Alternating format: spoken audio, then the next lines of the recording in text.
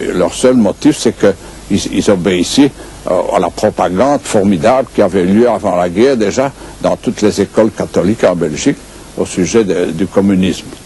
C'était pour eux leur raison de se décider. On leur avait dit le communisme est le grand péril que menace l'Église et tout ça.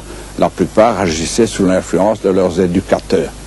Mais ça ne veut pas dire que d'autres n'étaient pas mieux au courant d'autres buts plus politiques, ça ne les intéressait pas.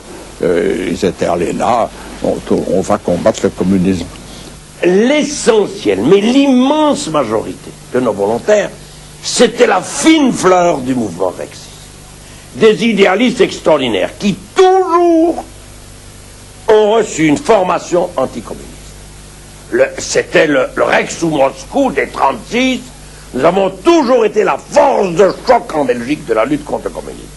Mais avant la guerre, depuis ma plus tendre enfance, j'ai toujours entendu tonner contre le communisme. L'ennemi de la chrétienté, l'ennemi public numéro 1, etc., etc. Au collège où j'ai été, j'ai toujours aussi entendu tonner contre le communisme. Ce qui n'a fait que fortifier mon anticommunisme personnel, de même que celui de bon nombre, je pense, d'autres jeunes comme moi. Mais M. Dangy, pendant la guerre, oui.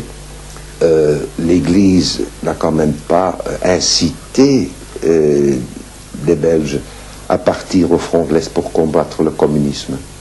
L'Église officielle, non. Mais les prêtres d'un rang inférieur ou d'un grade inférieur, comme vous le voulez, certains, oui.